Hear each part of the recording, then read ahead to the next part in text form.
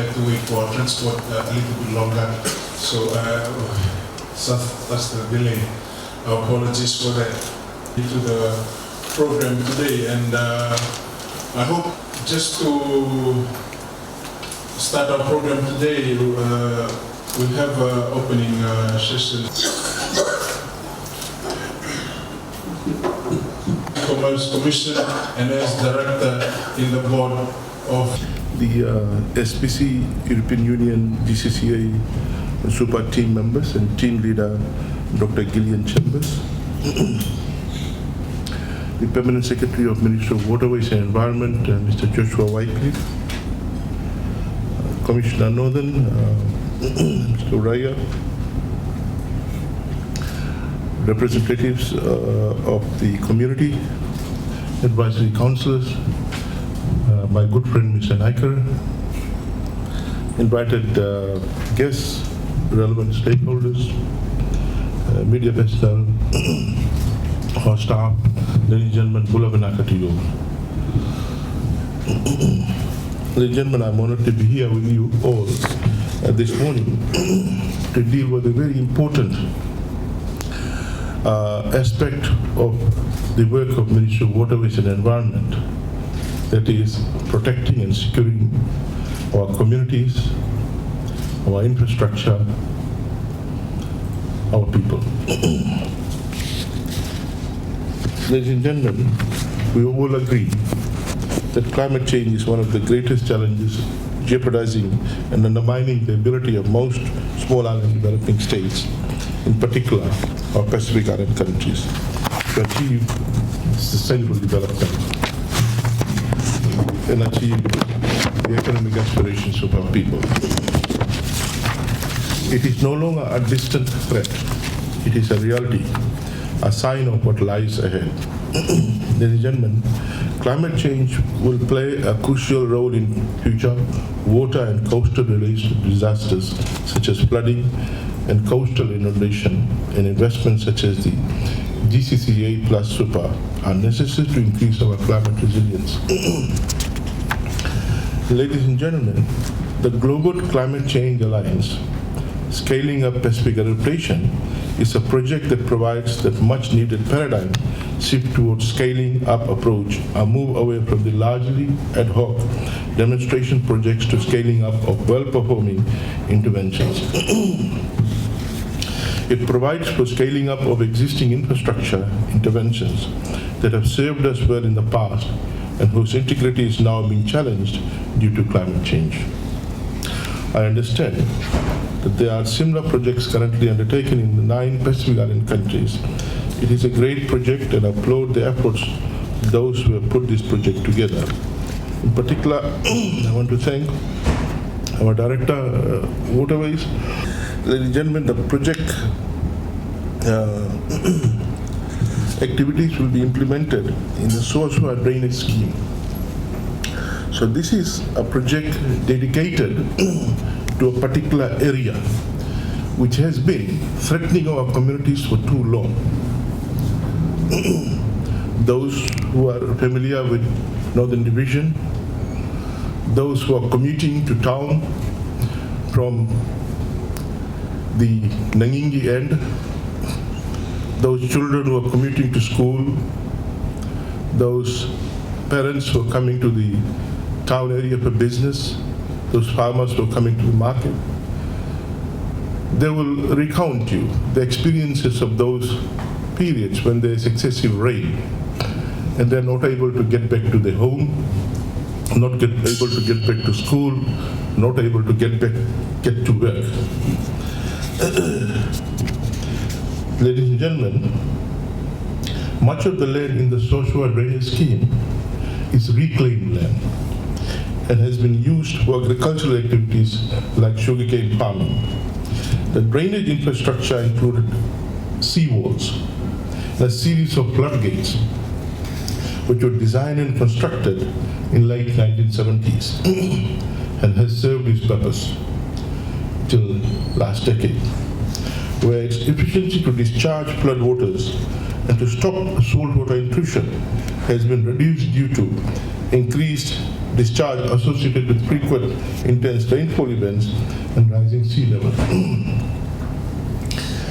Ladies and gentlemen, the primary purpose of a floodgate is to allow excessive volume of runoff water to pass out to the sea, while during high tide, stop stored water from coming in. Some people argue that we should seal off floodgates. Sealing of floodgate is not a solution because it's only a partial solution to stop salt water coming in. But the runoff water has to pass out as well. So sealing off floodgates will result in the runoff water remaining on inland and affecting your farmland. Ladies and gentlemen, flooding of shore flats, waterlogging in farms, saltwater overtopping, and overall reduction in agricultural productivity and associated economic output of the area is a frequent phenomenon given the volume of rain that we have experienced over the last decade. The satellite data indicates sea level rise has risen in Fiji by about 6 millimeters per year since 1993. That is larger than the global average of 2.8 to 3.6 millimeters per year. This sea level rise that we are experiencing in Fiji is much higher than the global average. The sea level rise in Fiji data is about 6 millimeters per year, while the global average is 2.8 to 3.6 millimeters per year. As such, there is a need for infrastructure investment and scaling up of current structures to accommodate sea level rising sea levels, and highly vulnerable rainfall events. Ladies and gentlemen, this project aims to build the resilience of the communities living close to the Sosua drainage scheme by raising the levee and scaling up of the current flood and floodgate and floodway to adapt to more frequent extreme precipitation event and sea level rise. The project will also develop a watershed management plan, a 30-year plan for the Sosua drainage area. The on-the-ground activities of the project will contribute to the aspects of watershed management plan. Ladies and gentlemen, while protecting the communities, protecting our infrastructure, this project would also contribute to raising agriculture production and productivity. Ladies and gentlemen, while you participate in the project design workshop, that is, today's workshop is to fine-tune intricate aspects of this project. I would like to reiterate the fact that this project is closely linked to the following interventions in Fiji's National Adaptation Plan, and these are: scale up efforts to strengthen coastal boundaries of urban centers and rural communities, improve and maintain drainage networks in urban and rural areas. Moreover, the project will also contribute to the achievement of the following objectives of the 5 and 20-year National Development Plan: expanding the rural economy, a sustainable sugar industry through the provision of proper drainage systems. Ladies and gentlemen, the benefits accrued from the project will only be enjoyed, in this case, for the participants or those who are living in the Sosua area. The children, the household, the farmers, but also all those people who are crossing the Sosua flood. Because when flooding takes place, the main access road to the entire Wainikoro area is affected. Ladies and gentlemen, it's evident that climate change is one of the greatest challenges experienced in the history of humanity. Fiji has been consistently ranked high in climate change vulnerability among other countries in South Pacific.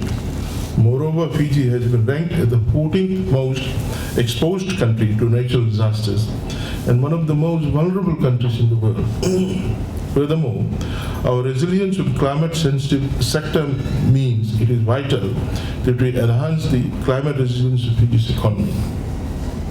The Global Climate Change Alliance Plus Scaling Up Pacific Adaptation Project exactly does that by scaling up or performing past interventions, a must-require shift in the way we design our adaptation efforts. Ladies and gentlemen, no one nation can deal with this on its own, and I would like to thank the European Union and the SPC for this project. Climate change is global, and problem we need global solution. To deal with the problem, we need global solution. Ladies and gentlemen, the European Union has accepted and approved our proposal to provide a funding of about 500,000 euros, which is around 1.2 million Fijian dollars.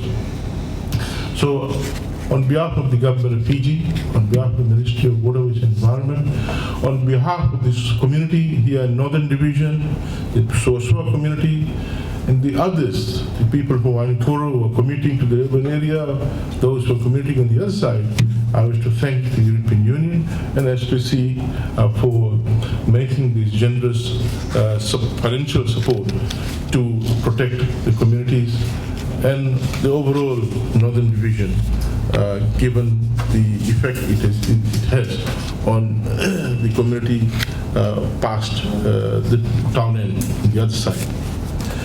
Ladies and gentlemen, I encourage each of you to share your experience and expertise today to ensure that the design is foolproof and it serves the purpose for which we are investing this money. With all your support, I anticipate that this workshop will be a great success. I wish you all the best in today's deliberations. With these remarks, I declare this workshop open, and I wish you all a fruitful deliberation. Thank you. About littering in public places, whether it's you have the power to ensure that they don't conduct my name is Sanjay Naran. I'm senior. Good morning. I'm Timothy Piroko, Advisory Council. Thank you, Honorable Minister, sir.